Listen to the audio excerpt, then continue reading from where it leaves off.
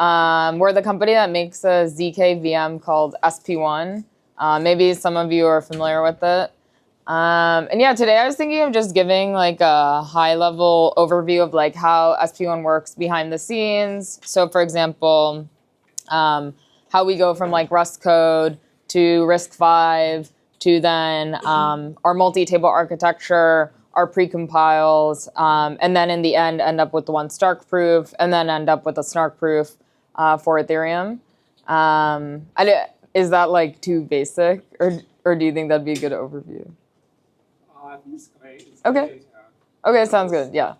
So yeah, I'm just gonna talk about that. Feel free to like interrupt me with questions at any time if you guys, or if I'm going too fast or too slow. Yeah, just let me know. And yeah.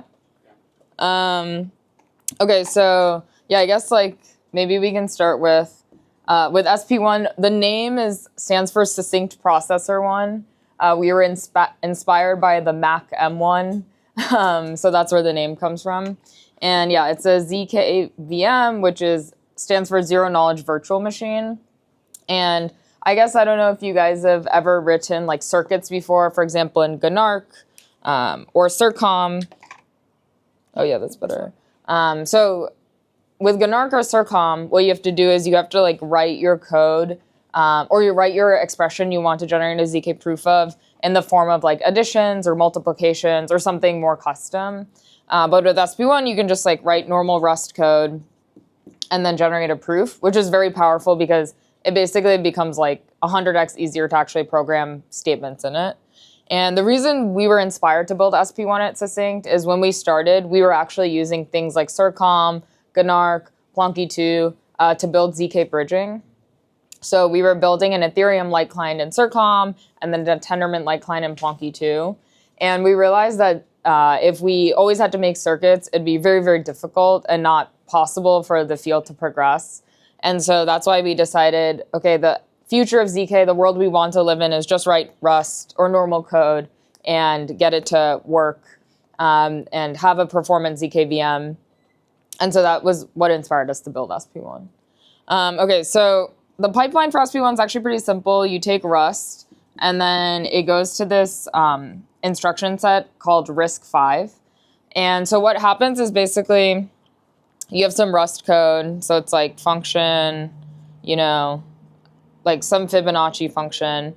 And then you have something like C equals A plus B, A equals B, A equals B, and then A equals C, B equals A, and then you loop, so you do like while true, and maybe at some point you exit, you're like, oh, if C is greater than, 50 or something, break, or not a while true, you do a for loop or something like this. So you have some function, and then it gets compiled to a bunch of instructions, so that you have a program. And the program is pretty simple. It's just literally a list of instructions. So it's like add, and then you have an add instruction, and then you have arguments, which are registers. So in RISC-V, it stands for reduced instruction set. And basically what that means is it's a very simple ISA. So I think there's like 30 or something like that instructions. So yeah, it's very simple.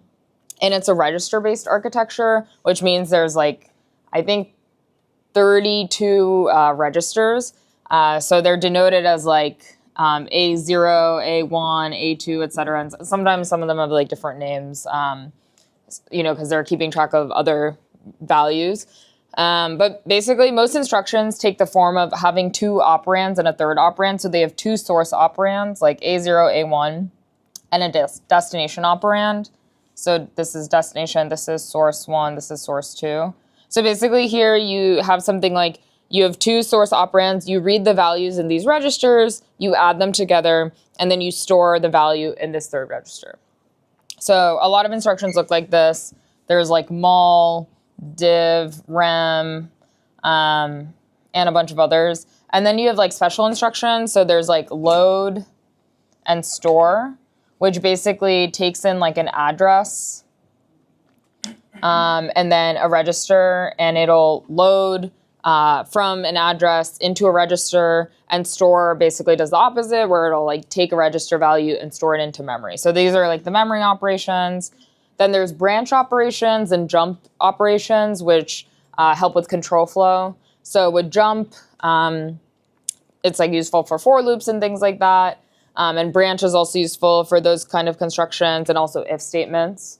And so that's how basically you can like do conditional execution. So in a circuit, normally, like in the old way of doing circuits, you don't have conditional execution. Like if you want to do an if statement, you have to execute both branches of the if and then like come back. But here it's very convenient because you have this program counter. So you just have like your program counter, which kind of points to like which instruction you're on. And then when you branch or jump, it just updates your program counter, right? So yeah, you move your program counter to where you want to be. So normally for like normal instructions like add and stuff like that, your program counter just increments by 4. So you're like PC plus equals 4. So you're just continuing linearly. But then when you get to a control flow instruction, it can jump around to like other places in the code. And so actually like what SP1 is doing is pretty simple. In some ways, you have a Stark. So okay, now we have a bunch of RISC-V. So we have our program, which is just literally a list of these like RISC-V instructions. You have a start program counter. And the statement we're trying to prove is something like, given a start program counter, when I execute all the instructions in a row and update the program counter accordingly, what is my final output? So like basically your trace, like your execution trace is something like you have your program counter, you have the operation you're actually doing, you have the operands, and then you actually have like the actual like you're proving the result of the operands. So like there's like some extra stuff that you need to like prove the result of the operand. So for example, for a division instruction, you need to like have extra witness data to prove the result of a division or constrain it. And even for an addition, for example, we're doing 32-bit addition. So we need to like witness the carry columns and stuff like that for our circuit. So often we have like extra witness data for our particular operation we care about. But you have your program counter, you have your opcode, you have your operands, and you're just proving that like this state transition function is happening correctly. So you prove that like from this program counter to your next program counter, it's linked correctly. You also prove that you do a lookup to basically say, hey, these columns here correspond to like the columns in like the program table. So we have some program table that's like pre-processed or pre-committed that just has like the list of all the instructions with their corresponding program counter. So we just prove, okay, I looked up the correct instruction at this point of time given this program counter, which is done with a simple lookup.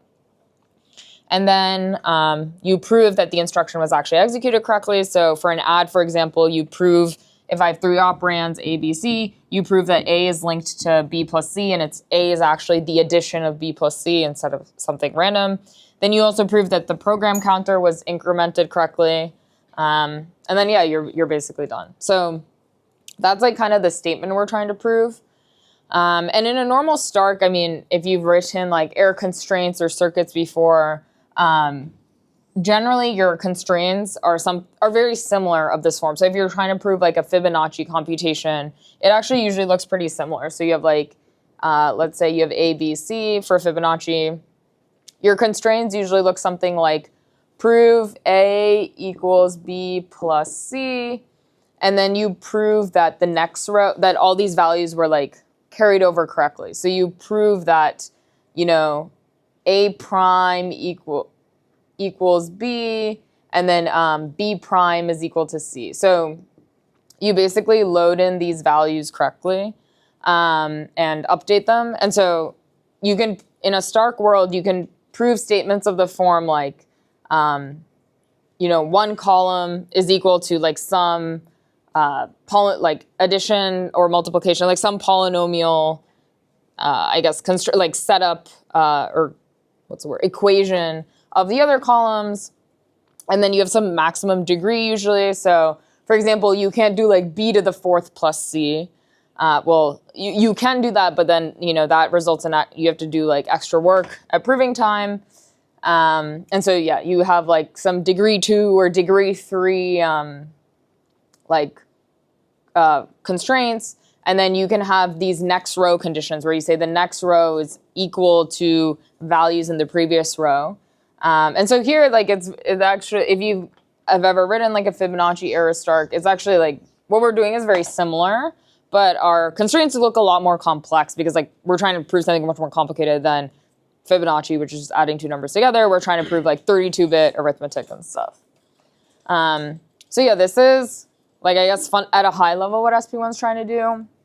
Now, when we break it down more, there's kind of like two different approaches. So one approach is we just have one. So I'm assuming most people here are like somewhat familiar with like Starks and like the constraints and stuff like that. So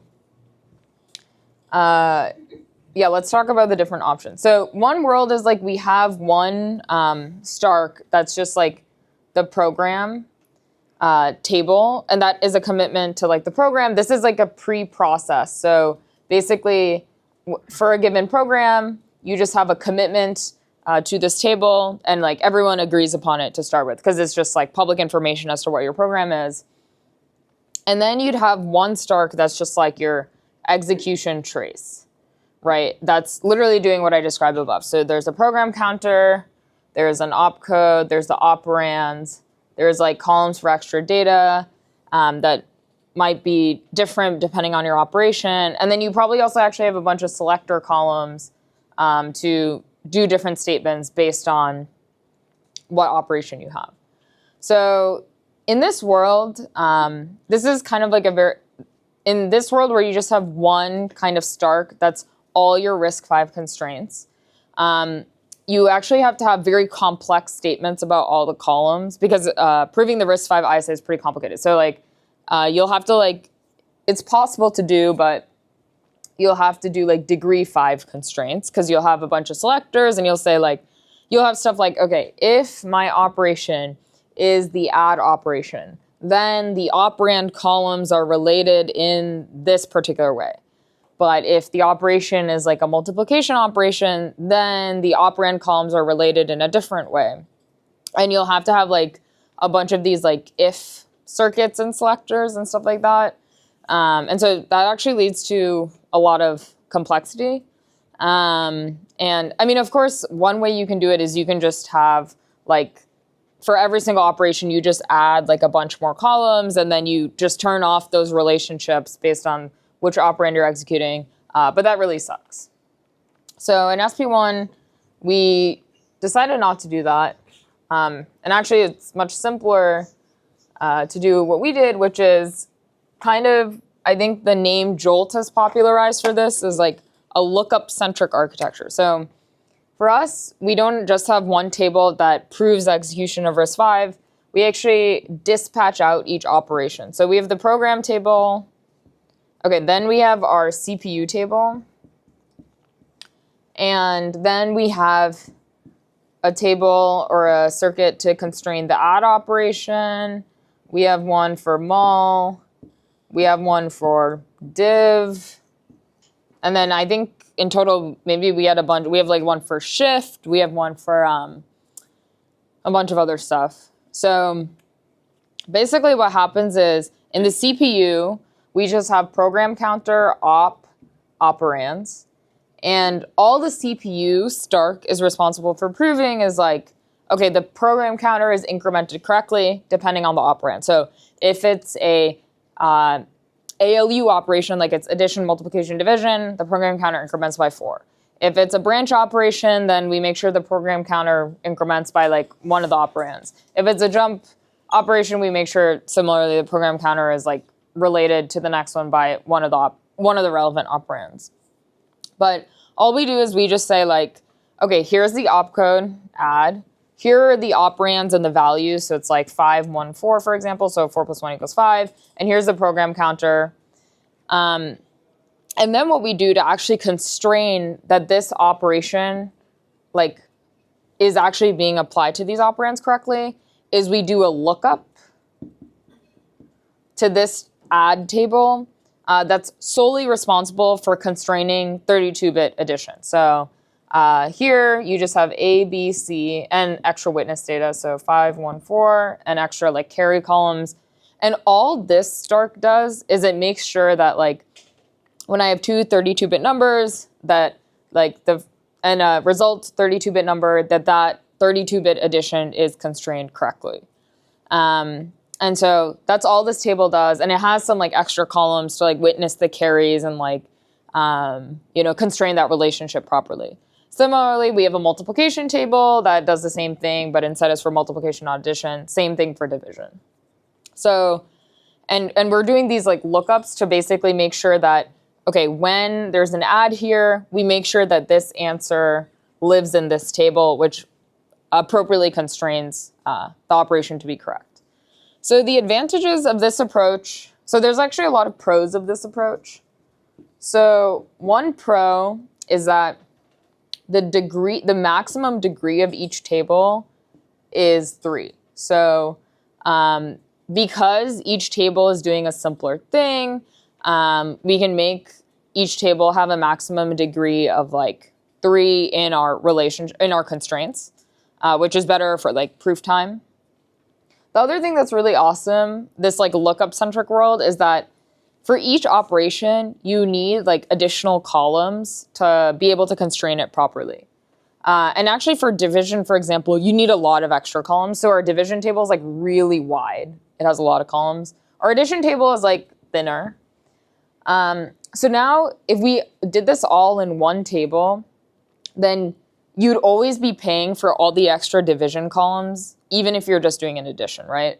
So, but because they're like separated into their own separate tables, you only pay for like this trace area or these cells when you're actually doing a relevant operation. So there's like basically minimize trace area, and proving time, as you guys probably know, is like proportional to like how much trace area there is. Roughly speaking, there's like different and log it, whatever factors, but roughly speaking, minimizing the amount of like area you want to like be generating a proof of in your Stark is like the most important thing. So you minimize your trace area, only pay for what you use, which is really nice. It's also simpler, I think, in many ways. It's like very simple to reason about because like your program, each table is responsible for one thing. So you're like, oh, the add table does this, multi-table does this. The CPU table is actually probably our most complex table, but it's still like easier to reason about. And then we use this like batch multi-table fry to basically make it more efficient. So we don't actually generate one Stark proof per table and then combine them together. We generate like one entire Stark proof for all the tables at once. And we use this library called Plonky3 that basically has this method to like generate a Stark proof of a bunch of matrices of like varying sizes. So that's kind of our architecture.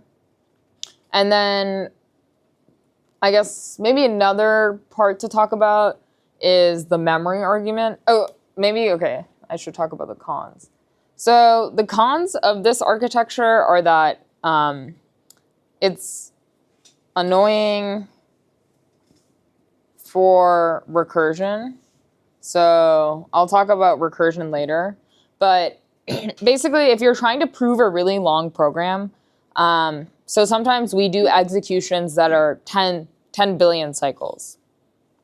So, we can't have a Stark proof that's like 10 billion long because there's this like n log n factor, right? And that blows up and it takes too much memory and it also just takes too much time. So it doesn't have good properties.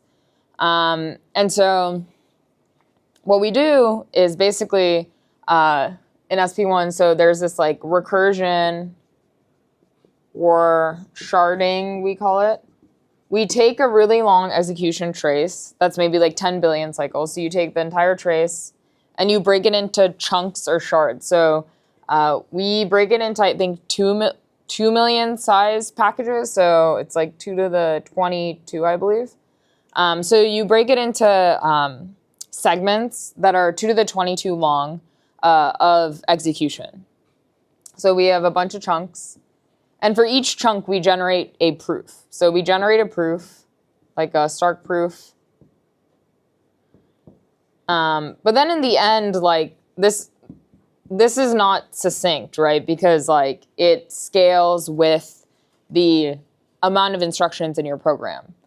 And so the proof sizes are unbounded, right? But we want a succinct proof that is like constant proof size no matter how long your computation. So what we do is we end up taking all these proofs and we combine them using recursion. So we have Stark recursion, we end up combining them. And we do this in a tree structure. And then in the end, we get one Stark proof. And then as you guys may have experienced, like our Stark proof actually still can be kind of big. Like it's like between 200 to 1,000 kilobytes, which is not that big in the grand scheme of things, I guess. But for example, if you want to verify something on Ethereum, you can't verify a Stark proof on Ethereum, even if it's this big. Because Ethereum, is very, very expensive. And so what we do is we take a Stark and we verify it in a Snark. And for this, we use Grot16 or Plonk, Plonkish, KZG, and in particular, we use the Gnark library. But we basically wrote in Gnark a Snark verifier of Stark. So we have a Fry verifier we wrote as a circuit. And then in the end, you get something that's like, a couple hundred bytes. So, because it's like, a few elliptic curve points. And then you can verify that on EVM or other blockchains. And then how does recursion work? Recursion works where we have a recursion VM. So this is also pretty complex. So one thing you could do is you could imagine that we have a RISC-V. We write a Fry verifier in RISC-V, in Rust. We compile it to RISC-V. And then we use SP1 to like verify 2 Fry proofs and then generate another thing, right? Because like that is making things more compact. So that we originally tried to do that. But there's a big problem, which is if you want to take a Fry verifier and write it in RISC-V, it's way too many cycles. It's probably like billions of cycles. So you're actually, you're getting the succinctness, but very slowly. So we realized that we had to make a VM that was specialized just for Fry verification. So we made a separate VM that's not RISC-V. It's a different ISA, and it has like different instructions. So it has like Poseidon, execute a Poseidon hash, do an addition, stuff like that. It has like a very minimal, tiny instruction set, and Poseidon, and a bunch of other hashes, and precompiles for executing on a Fry verification. And then we prove the basically combination of 2 proofs using a recursion VM. So that is what we had to do. So we actually have 2 VMs end-to-end for SP1. We have our RISC-V VM, then we have the recursion VM that's responsible for stitching things together, and then we have 1 Stark proof, and then we have a Snark. So yeah, the system is, in the end, very complex because there's a lot of parts, moving pieces. Okay, so yeah, maybe to talk about in our architecture, one thing that's kind of annoying about having these multiple different tables. So another benefit of having different tables for different operations and having this lookup-centric architecture is this interesting fact that in a lot of blockchain workloads that people want to prove, usually the most expensive things that cost you a lot of instructions are very repetitive, common things. So for example, the Ketchak hash function, the SHA hash function, verifying ECDSA signatures, verifying ED25519 signatures, a bunch of elliptic curve operations.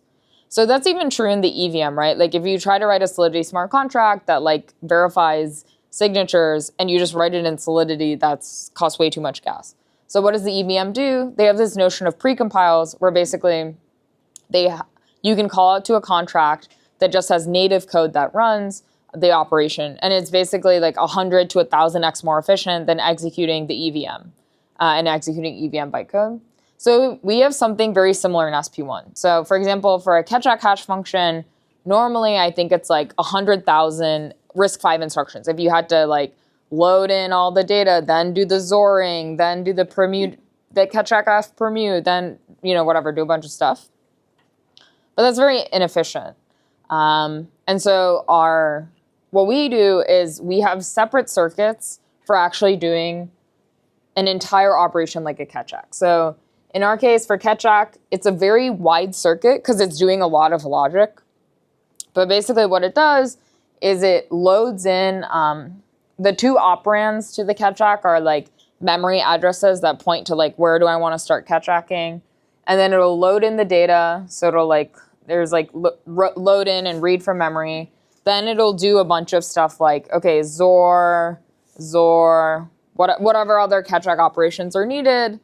And then it ends up writing out the results. So then there's like storing the results back to memory. So for reference, I think this table is maybe like 100, maybe between 100 to 200 columns wide of data. And maybe that's even kind of high. I mean, I forget at this point, but it's pretty narrow. This one is like 3,000 columns wide. So that shows you, that kind of gives a perspective on like how much extra computation we're stuffing in there. But that's actually really awesome because in 3,000 cells, so one catch is a bit more complicated because we have 3,000 columns, but then we also do like, we also have some mini control flow in here. So it ends up being like 24 rows. But in that amount of trace area, we're able to do a lot of computations that normally would have taken like a whole CPU and a whole XOR table and been a lot less efficient. So for us, like a really interesting fact is one catch by itself, if you just do in RISC-V, I think I mentioned it's like 100,000 instructions.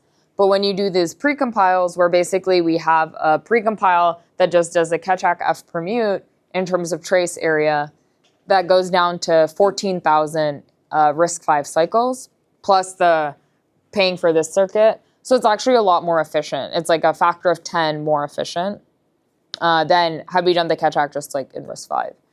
So this multi-table architecture lets us do these like external precompiles. So we have precompiles for a lot of things. We have catch SecP, elliptic curve operations, ECAD, ECMAL. We have SHA, and then we have a bunch of other ones. And in the end, it takes executing an Ethereum block that normally might be like 10 billion cycles if you just do it in RISC-V. It reduces that 10 billion cycles down to something like 200 million.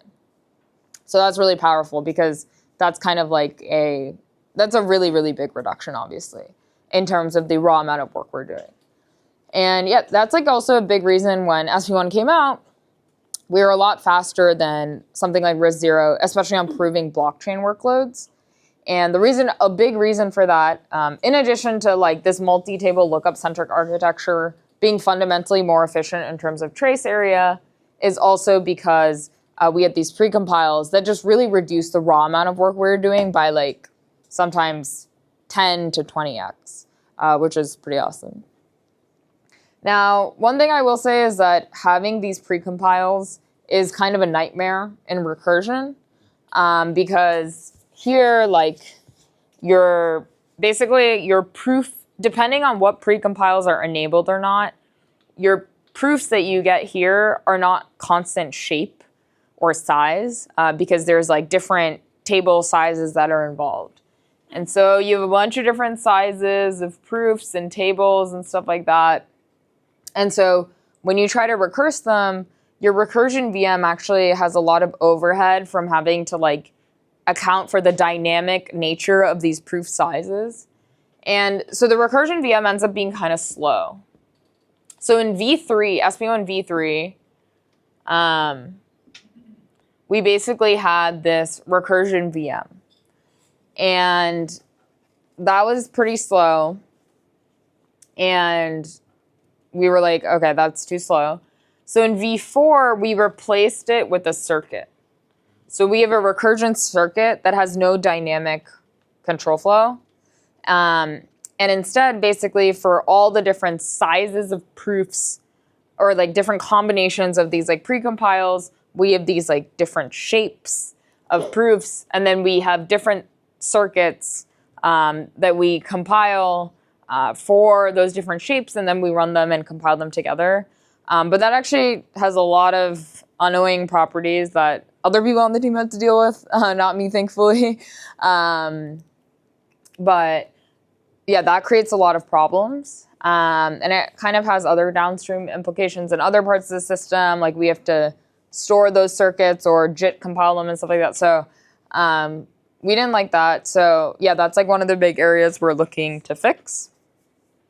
But yeah, that's kind of some of the consequences of having this architecture where we have all these different shapes and tables. Yeah, so yeah, this is like an overview of like how we go from Rust to RISC-V to circuits and constraints to recursion VM to Stark to Snark, then to a final proof, plus precompiles that help a lot for a lot of the blockchain workloads we care about. And yeah, hopefully this is like a good kind of overview of the pipeline of like all the stuff that's going on.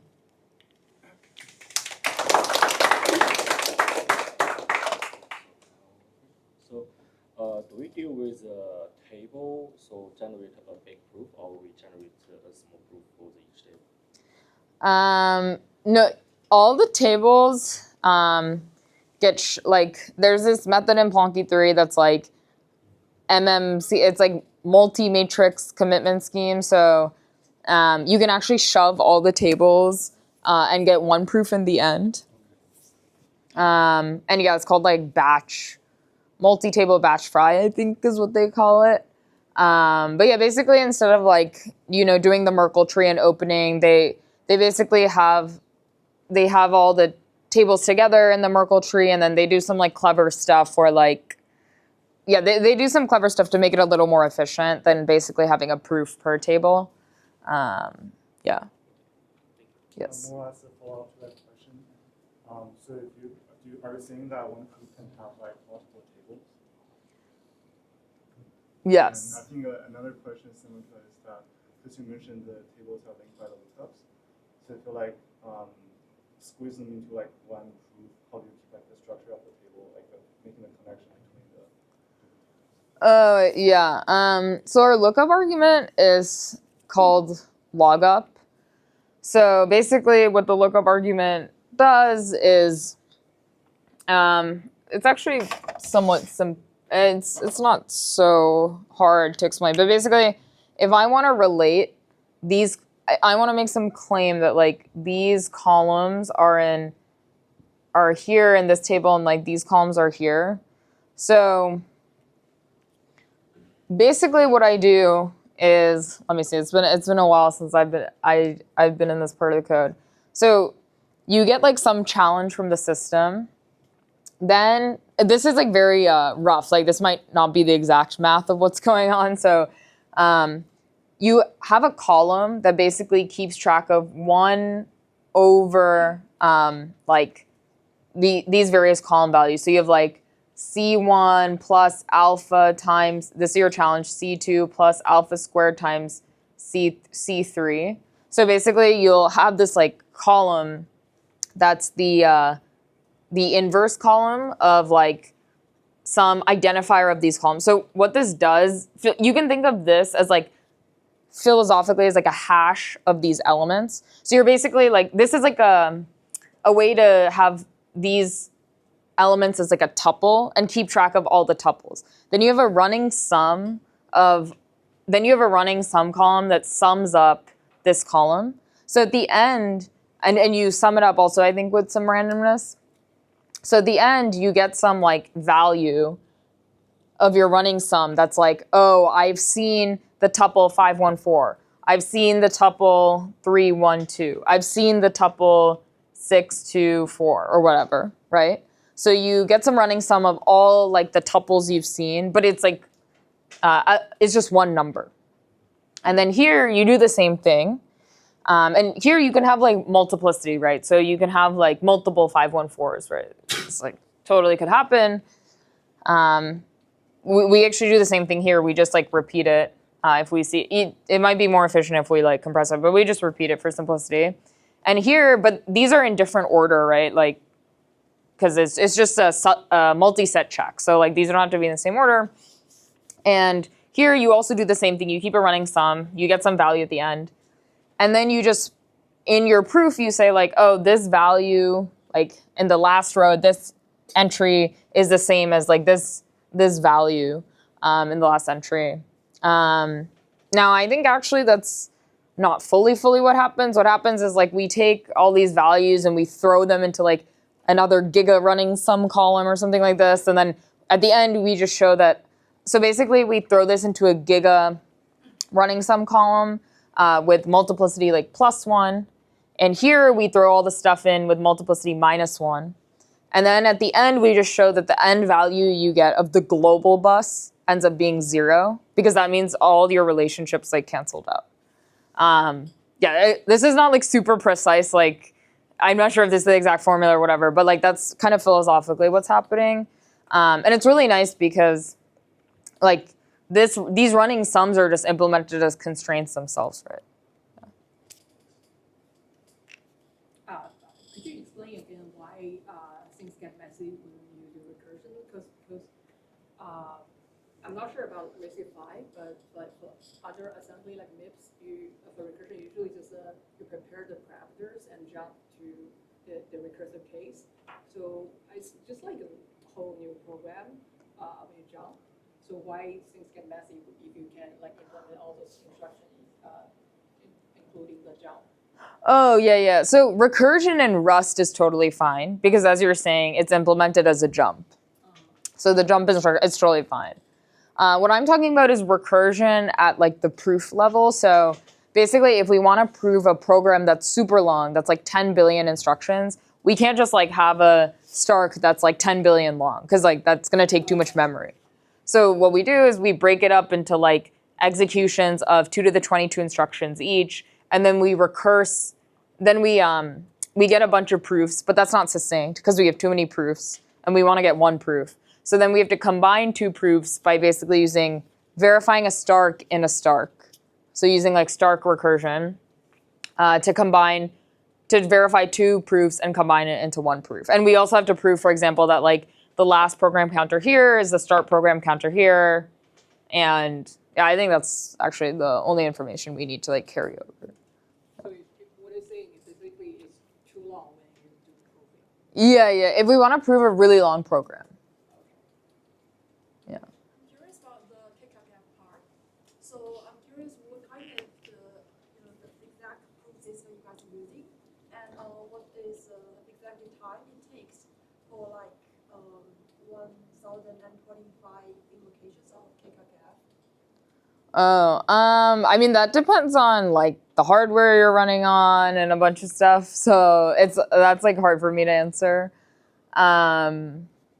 It just really depends what you're. Yeah. So for SP1 v4, we use Plonky 3. So they have some benchmarks. I don't know what exact benchmarks are, to be honest. One interesting thing is like often people assume that even, for example, in proving an Ethereum block, people often assume that proving Ketchax is our bottleneck. That's actually not really true. Because of our precompiles, like if you look at the amount of trace area that the Ketchax precompile takes up, it's maybe like 10% or something like that, roughly 5 to 10%. And most of our time is actually spent proving this CPU table. So we're super CPU dominated, which is very counterintuitive to a lot of people because I think a lot of people in Ethereum think, oh, Ketchax is really bad, it's really hard to prove for Starks and stuff like that. But actually in reality, like the RISC-V has a lot of overhead. So most of the time we are actually spending in the CPU. Yeah, Plonky 3, they have like benchmarks. I think it's really difficult to really compare. It's really hard to do a good benchmark because like you have to have the same hardware. You also like how you get the exact proof system or proof size in the end also matters. Also, sometimes even with the same hardware, there's different instructions. So, for example, if one proof system has AVX acceleration, another doesn't, like how fair is that? Yeah, there's a lot of different factors. So, yeah, but I think they have in their public repo some benchmarks. Another question is follow up about the logout part. So I'm curious what kind of PCS you guys are using to meet and to open the. Oh, we just use Fry. Yeah. Thank you so much. So, do you have any plan? So in the REST file, so we usually to move the data between the memory and registers. I think we have much more, a lot of overhead on those steps. So, do we have any plan to to like modify our own ISA or compilers in the future? I think that will be really interesting. Yeah, so we've somewhat looked into that. I think there is overhead in loading and storing in registers because in a normal computer, like reading from different parts of the memory, like reading a register is like instant, and reading from memory, fetching from memory is actually like often 1,000x more expensive. In a ZKVM, obviously that's not true because like register reader and memory read is the exact same. So there's no benefit to loading and storing into registers for us. Like we can just operate directly on memory.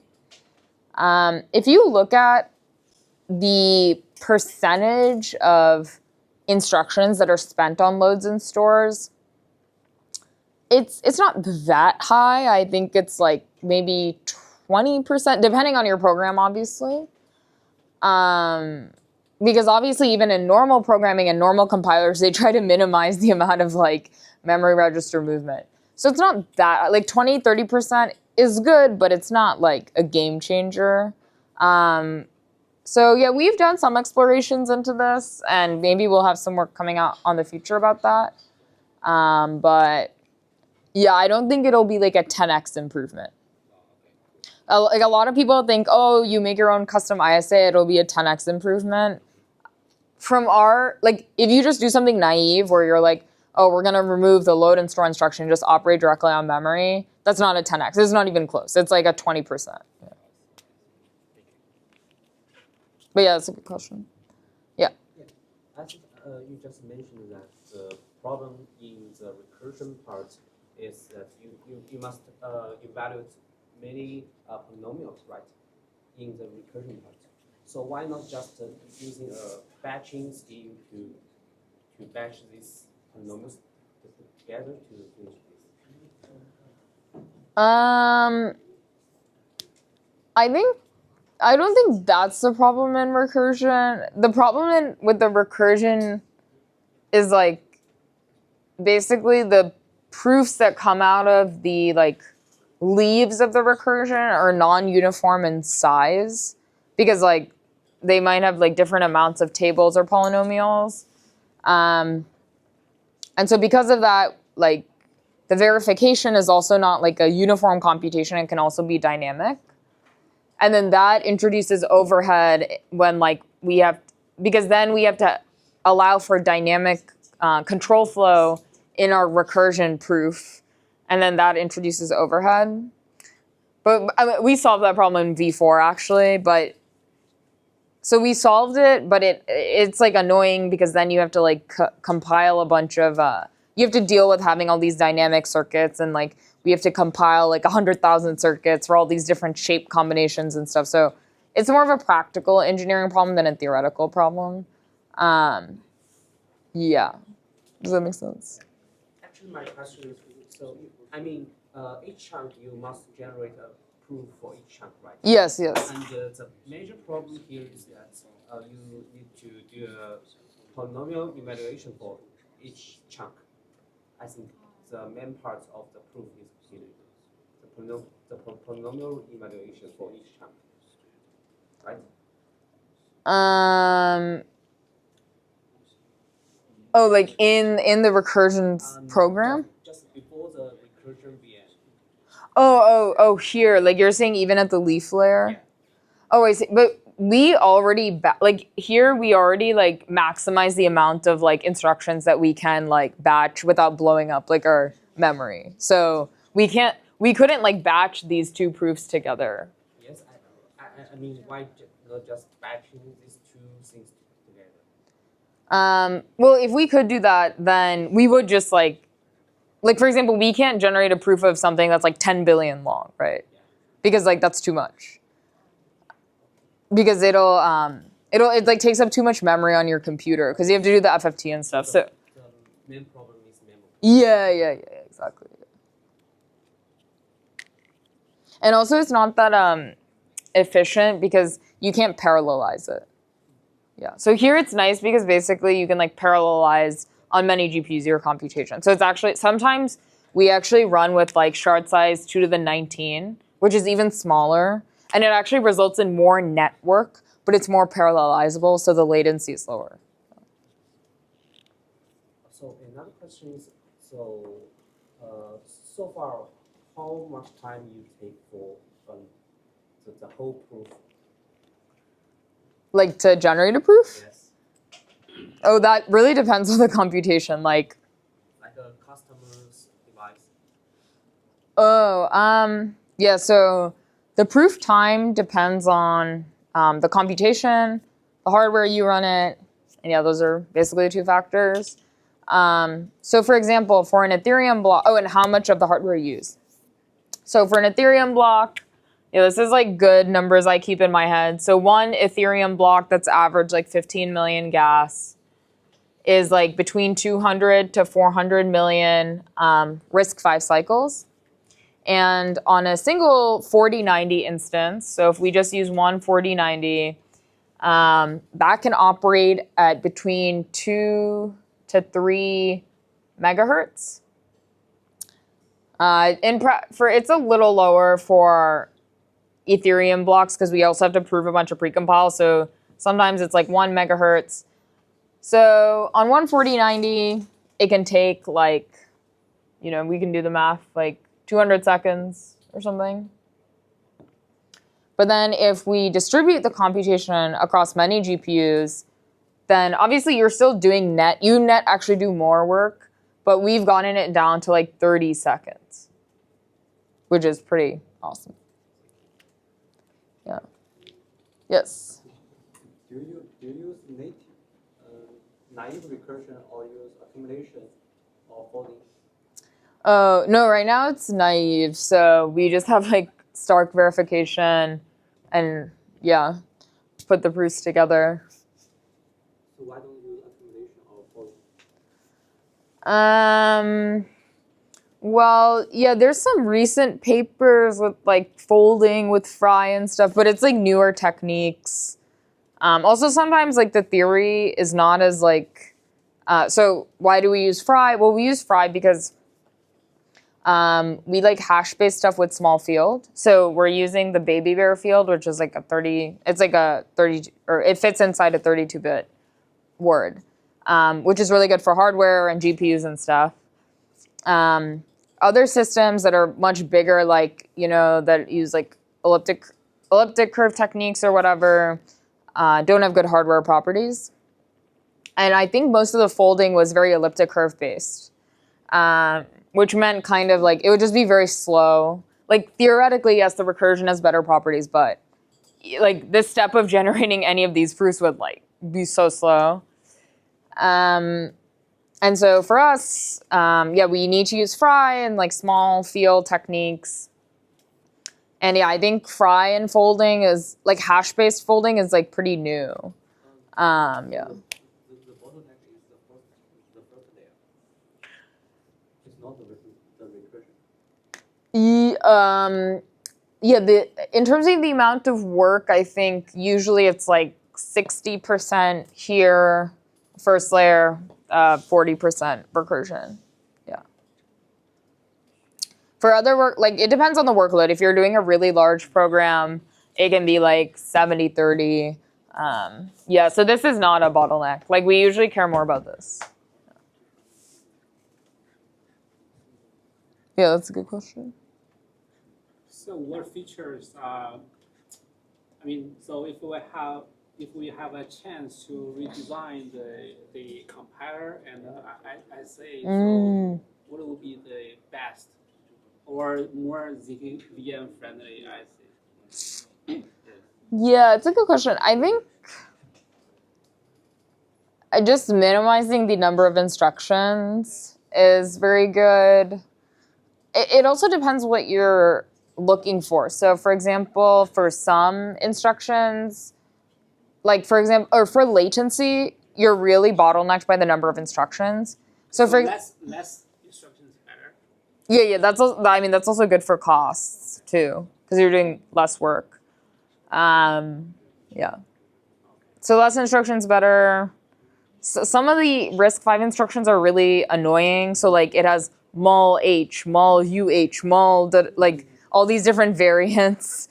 So that's like very annoying to implement in a circuit. But I guess we already implemented it, so now it's done. But that was very annoying to deal with. Or div rem, yeah, all that stuff is annoying. So removing the variants, but removing the variants is tricky because if you remove the variants, it results in more instructions, so that's bad. So I think having some like vectorized instructions could be interesting. So like, oh, if you're doing an add, like you can actually do like a 2 adder or 4 adder, like SIMD, like a SIMD version would be pretty interesting. I mean, maybe we can even use the RISC. I think RISC probably has a vectorized extension. Yeah.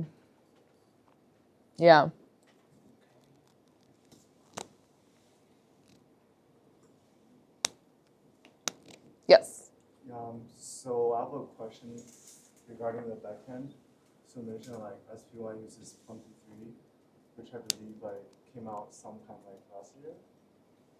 And I'm not sure if you guys been using other backends before. One major problem I see is that with the precompile that you write like by hand, like I'm not sure if it's gonna change like a lot depending on maybe there can be another Plunky 4 in the future. And what's the trade-off between having lots of precompile, which is very fast, versus like just writing it for the RISC-V?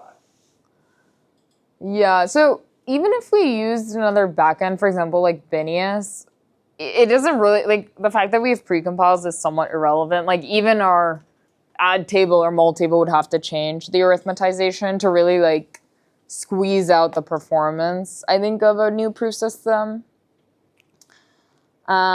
We've actually been working on a new proof system that's not Plonky 3, so it's built from the ground up. It's based on multivariate. Yeah.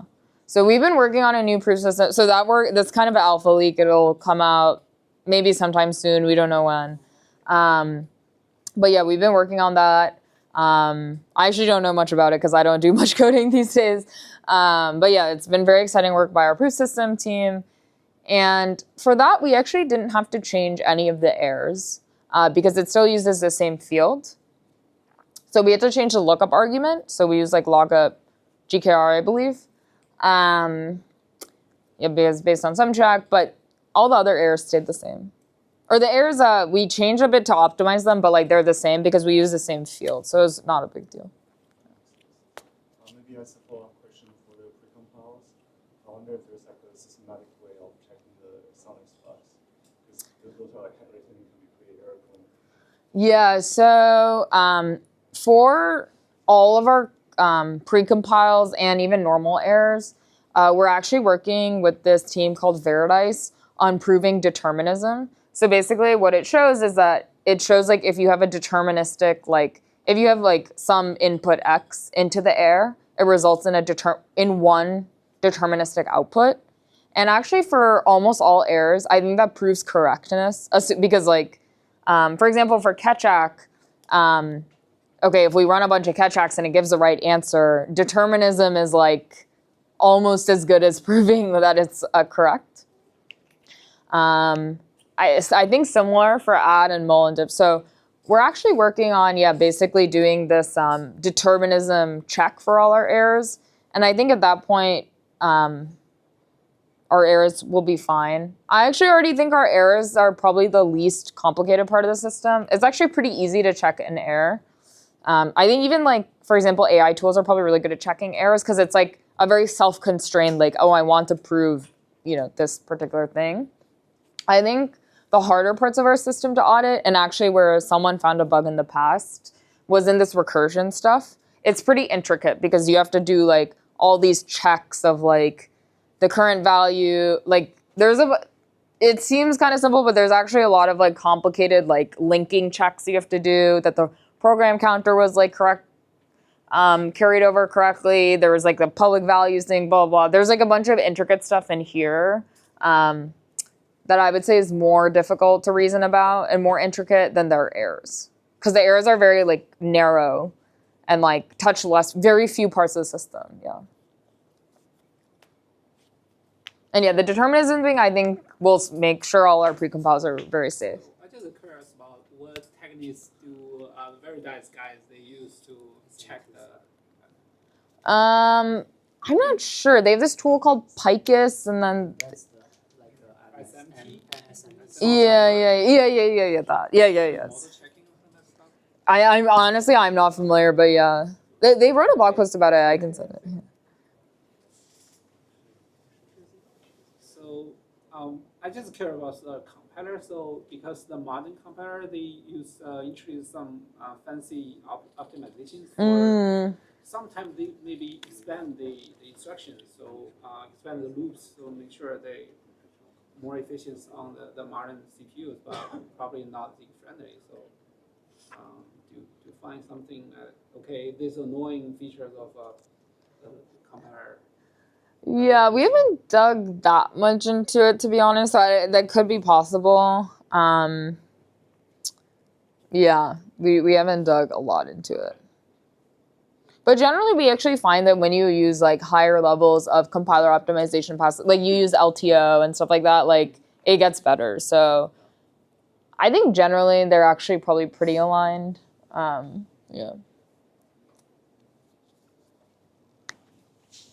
Yes. Can you give some high-level intuition about the difference of SP1 and other popular solutions, like the user? Yeah, definitely. Yeah, so RISC-0, they do the thing I described first, where they just have one table. So RISC-0 has degree 5, instead of degree 3. And they don't have this multiple table architecture. They just have it shoved into one.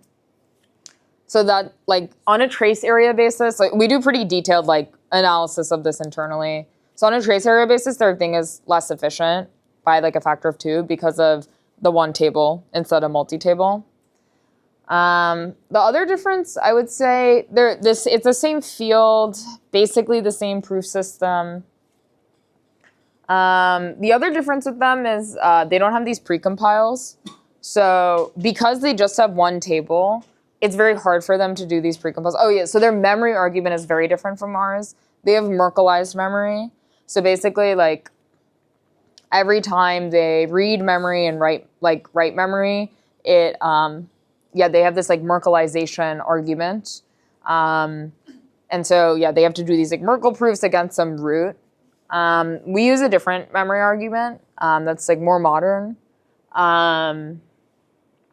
So that's also more efficient.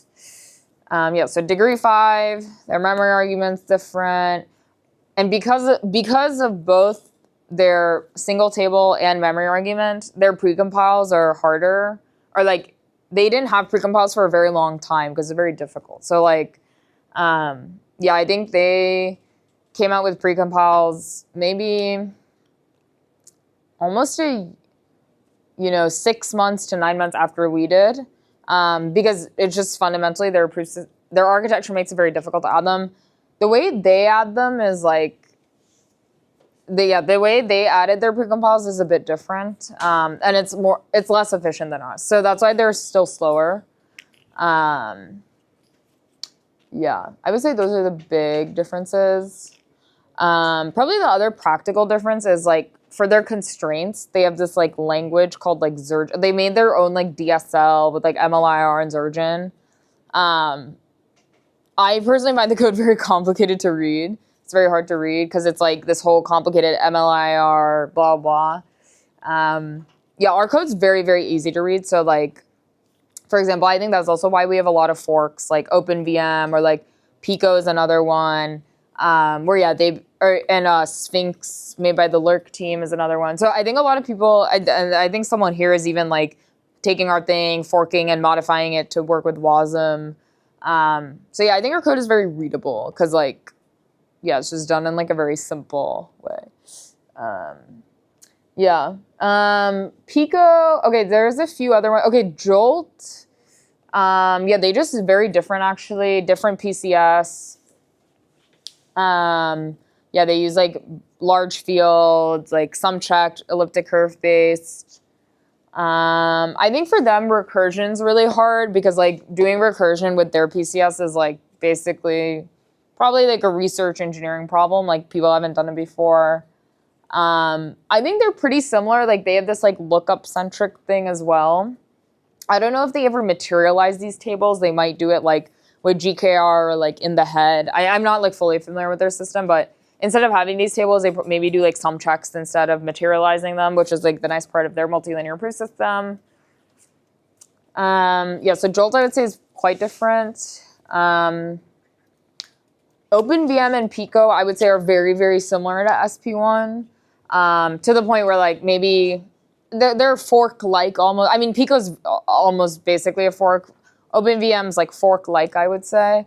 Yeah, so they're very similar, like, yeah, very, very similar. I think with OpenVM, the biggest difference is just they have a no CPU architecture where basically you can have like instead of having one table that keeps track of PC, op, and operands, it's actually a bit wasteful because like you have your operands here, but you also have to repeat them here, right? So that's not so nice. So I think what they do is they keep the PC in each of these tables, and then they like link the PC together. Like basically they have a PC argument, like a PC in the head argument where like they prove that like the PC is incremented correctly across various tables. I'm not exactly sure how they do it, but yeah, they do that. Yeah, I'm not so, but actually, like we thought it was a good idea, so we made our next iteration, like V5, have no CPU as well. But the problem with having no CPU actually is that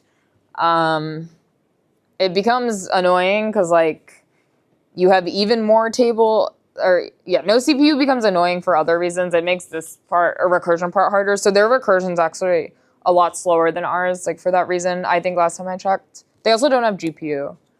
And then Pico, I think, is very, very, very similar. Probably the biggest difference is I think instead of using Poseidon, they use Koalabear, which is a different hash function, and I think it's better. I don't know what the other differences are. But yeah, I would say those are different flavors. Yes. More like a visionary. So do you think ZK apps will be more like the designs, and how we do it is like more diverged, or it will be like similar, evolving, like everything will be the same, or people will pick differences for different ones? So yeah, I think building a ZKVM end to end and getting it fully working is actually really, really hard. Like as you can see, there's a lot of steps. There's a lot of pieces. There's even a lot of stuff I didn't talk about. And so I feel like it's kind of similar to like foundation models like OpenAI or Anthropic, where like there's probably only going to be a few companies that build a ZKVM because you can't just be like two smart people and build one. It's not as easy as just building a web app. So it's very hard to build one end to end and make sure it's secure and make sure it's performant and do the GPU stuff and blah, blah, blah. So I think there will always be very few companies that build a ZKVM. Probably like the existing players are the ones who exist. Yeah, I don't see a point in like new people coming around to make one. I think in terms of like the diverse feature set around them though, that can be pretty different. So to give a very concrete example, like recently we added a mode in our SDK where with one line of code you can say SP1 generate proof dot with TE, and basically in one line of code you can get a SP1 proof and you can also get a TE proof of your program's execution. So we're the only ZKVM to have like that kind of feature. And that's obviously not like a ZKVM feature. It's not even a cryptographic feature, but it's like a feature a lot of our users care about. So I think in that way, like the products will diverge, but like the core ZKVM I think will maybe remain somewhat similar. I'm not sure if there's a lot of teams building the multilinear, small field multilinear stuff that we're doing right now. So that'll be interesting to see, but yeah, I don't know if that answers your question. Cool, thank you. Thanks for having me.